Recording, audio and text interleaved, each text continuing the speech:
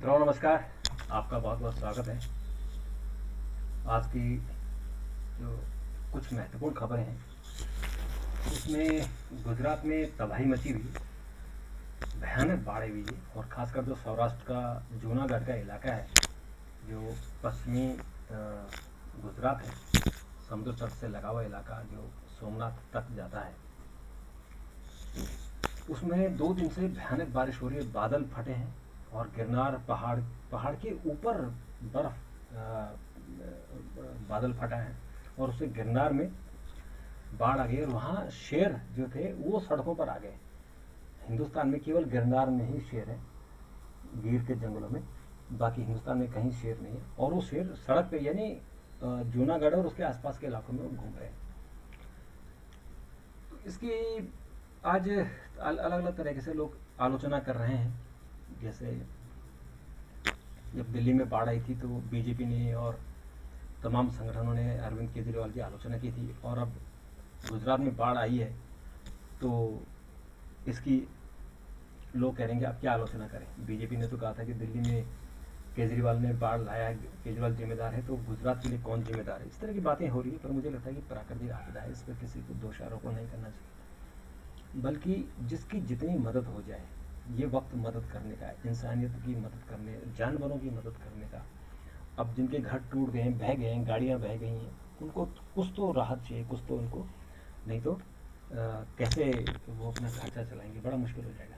तो इस वक्त दोषारोपण की जगह अगर हम मदद कर सकें तो बहुत अच्छी बात होगी। और मित्रों, जो पहाड़ों में बारिश हो रही है, हथनी कुंड बैराज से पानी छोड़ा गया है क्योंकि यमुना में उफान दोबारा आ गया है। काली नदी के पानी छोड़ने से हिंडन में बाढ़ बढ़ रही है, और जो उत्तराखंड और हिमाचल में बाढ़ पानी है उसके कारण ऐसा हो रहा है। और ऐसा जो अनुमान है कि हथनी कुंड से जो पानी छोड़ा जाता है वो यहाँ 48 घंटे में पहुँचता है। तो आज शाम से और कल सुबह तक यमुना का जो पानी है, जो जल स्तर फिर बढ़ेगा, और फिर जो निचले इलाके हैं फिर वहाँ बाढ़ की स्थिति आ गई, फिर खतरा हो गया। तो अमित शाह ने एलजी से बात की और कहा कि इसका ध्यान रखें कि किसी को नुकसान ना हो। जो लोग नीचे, अगर वैसे तो अभी नीचे कोई नहीं गया है क्योंकि पानी इतना नीचे नहीं गया है कि लोग वापस वहाँ, जो खासकर जो झुग्गियों में रह रहे थे लोग, वो तो अब ऊपर उनको बुला दिया गया है। और जो निचले इलाके में जो कॉलोनियाँ थी, अनऑथराइज कॉलोनी थी, वहाँ के लोग भी, ये भी कहीं बाहर उनको ठहराया गया है जब तक पानी पूरी तरह से नीचे नहीं उतरता। तो अभी उनको जहाँ है वो सुरक्षित है। और नोएडा में भी इस बार बाढ़ का अलर्ट किया गया है क्योंकि हिंडन नदी में बाढ़ आई है, क्योंकि जो यमुना का पानी है, हथनी कुंड का पानी है, वो हिंडन में भी छोड़ा गया है।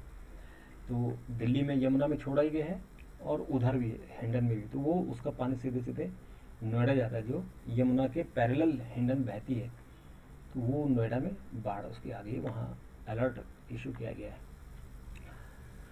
मित्रों, केंद्र सरकार की स्कीम है आयुष्मान भारत स्कीम, और आयुष्मान से जुड़े हुए तमाम जो हेल्थ सर्विसेज हैं वो स्कीम है।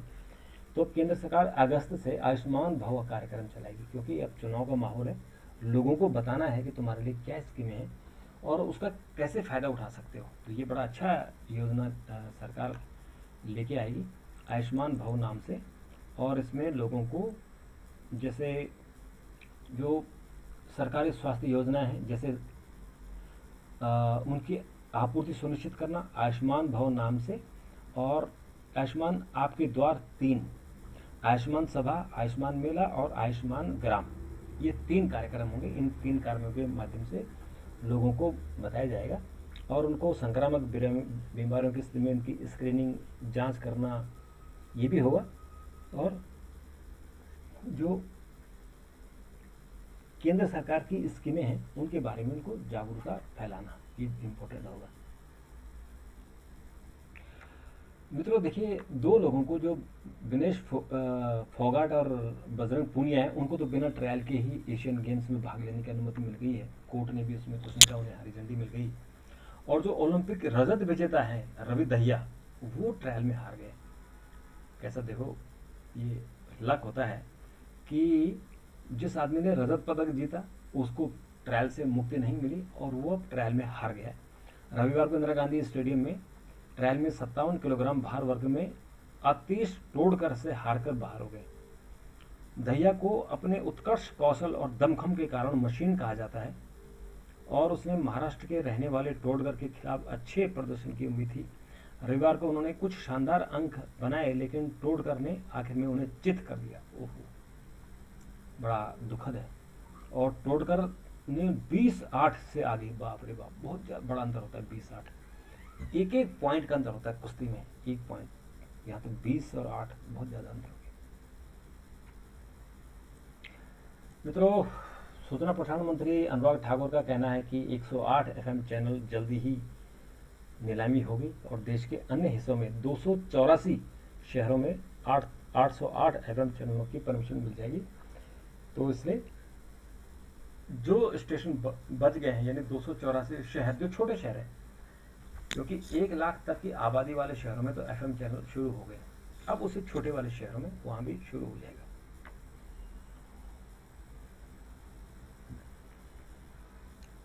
मित्रों, मणिपुर में आपको पता ही है कि कैसे 2 गुट आपस में लड़ रहे हैं। एक कुकी ग्रुप है, दूसरा मैतेई ग्रुप है।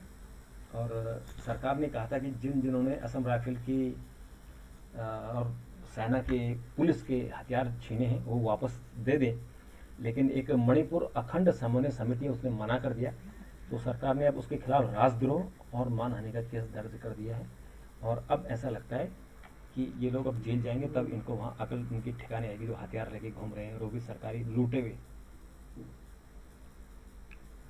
मित्रों, प्रगति मैदान आपको पता होगा, इतने खूबसूरत प्रगति मैदान जहाँ ट्रेड फेयर लगते हैं, कई फिल्मों की शूटिंग होती है, तो उसको प्रधानमंत्री नरेंद्र मोदी ने उसका पुनर्उद्धार का प्रोग्राम बनाया था और उसको तोड़ ताड़ के वहाँ अब नया बनकर तैयार है और उसका उद्घाटन 26 तारीख को प्रधानमंत्री करेंगे।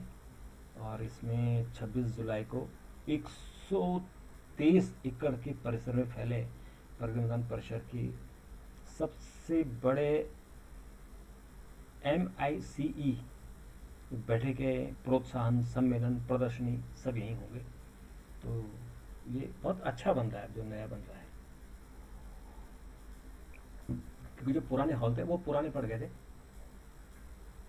और अब नई टेक्नोलॉजी के हिसाब से, और वहाँ जो कॉन्फ्रेंस रूम बना है, जब अभी वहाँ G20 की भी कॉन्फ्रेंस वहीं होगी।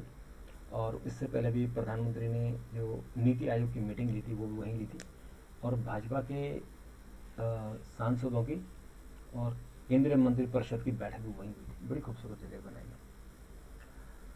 मित्रों, एक और खबर है कि केंद्र सरकार के अधिकारी 1,30,000 रुपये तक की कीमती मोबाइल, लैपटॉप या इसी तरह के अन्य उपकरणों के पात्र होंगे।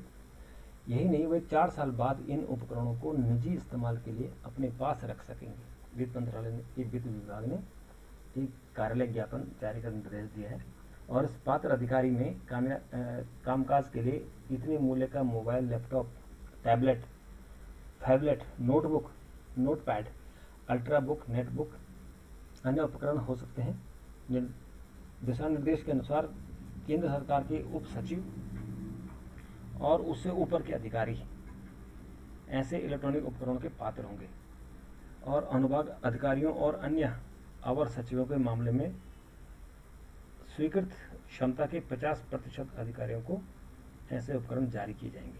उपकरण की कीमत के बारे में कार्यालय ज्ञापन में कहा गया है कि 1 लाख रुपए और इसमें टैक्स भी हो सकते हैं। ऐसे उपकरण में 40% से अधिक की मेक इन इंडिया कलपुर्जों का इस्तेमाल हुआ हो, ऐसे भी देखना है। तो अगर वो मेक इन इंडिया के तहत हुआ होगा, जो लैपटॉप हिंदुस्तान में बने, जैसे सैमसंग हिंदुस्तान में बना रहा है, या HP के भी शायद कुछ कुछ हिंदुस्तान में बन रहे हैं, बेंगलोर में बन रहे हैं, तो उनको परमिशन होगी।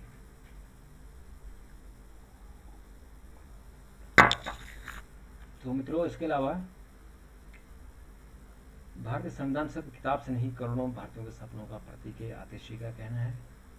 IB यूनिवर्सिटी पाठ्यक्रम में दाखिले के लिए काउंसलिंग की तारीख 31। दाखिले के लिए अधिकृत पोर्टल पर ही पंजीकरण होगा DU एडमिशन में।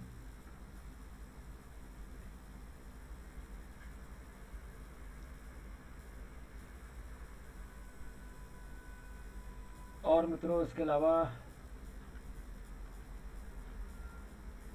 जो कुछ और खबरें हैं उनमें थोड़ा सा चर्चा की जाए तो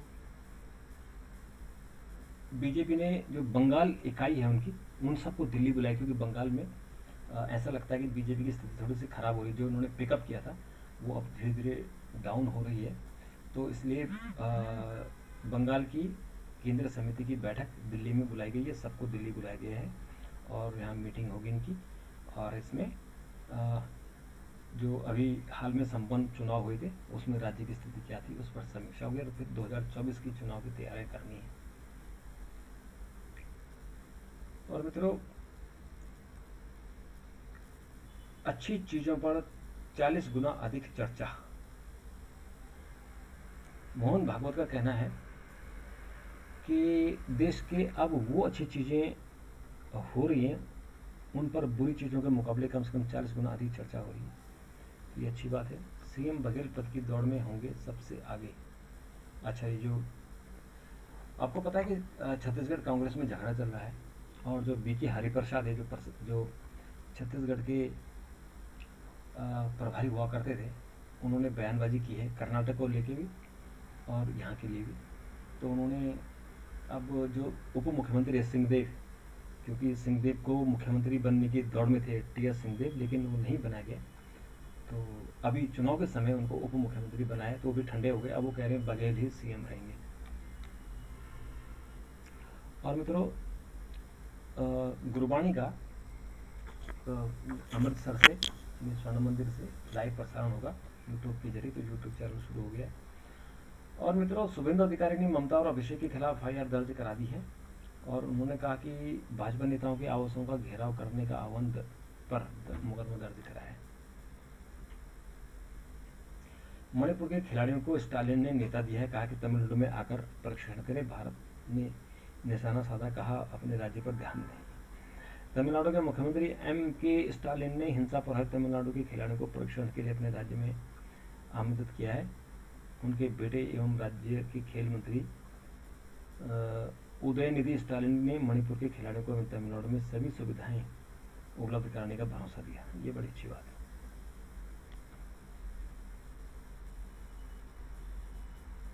और DCW प्रमुख मालीवाल, जो दिल्ली की महिला आयोग के अध्यक्ष है स्वाति मालीवाल, वो मणिपुर पहुंच गई हैं और उन्होंने लड़कियों से बात की। बड़ी अच्छी बात है। ऐसे पहुंचने से स्थितियां ठीक होती हैं, एक कॉन्फिडेंस बिल्डिंग होता है। और राजनेताओं का काम यही है कि जहाँ हिंसा होती है वहाँ खुद चले जाएं, तो वहाँ कम से कम लोगों में आपस में विश्वास पैदा होता है। मित्रों, तरफ दिल्ली में, उत्तराखंड में, हिमाचल में, ऊपर पहाड़ी इलाकों में भयानक बारिश हो रही है। गुजरात में आपने देखा पूरा जूनागढ़ सौराष्ट्र डूब गया है, और ऐसे में झारखंड में सूखा पड़ गया है, वहाँ बारिश ही नहीं हो रही है। मानसून का मौसम चरम पर होने के बावजूद राज्य में 85% कृषि भूमि पर पानी नहीं बरसा है, जबकि जो जूनागढ़ है वहाँ भयानक बारिश हो रही है, नागपुर में भयानक बारिश, और नासिक में भी भयानक बारिश हो रही है, और देश के अन्य हिस्सों में भी खूब बारिश हो रही है। लेकिन झारखंड और कुछ बिहार का हिस्सा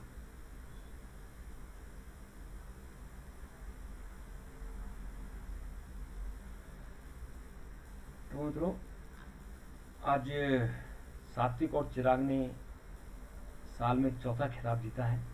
ये इन्होंने बड़ी उपलब्धि है। इन्होंने कोरिया ओपन में इंडोनेशिया के अल्फियान आर्दियान को जोड़ी को 17-21, 21-13, 21-14 से हराया है। और मित्रों, दूसरा टेस्ट जो वेस्टइंडीज के खिलाफ भारत खेला है, 5 विकेट पर 229 रन बनाए हैं वेस्टइंडीज ने। तो ऐसा लगता है कि भारत इस मैच को जीत सकता है।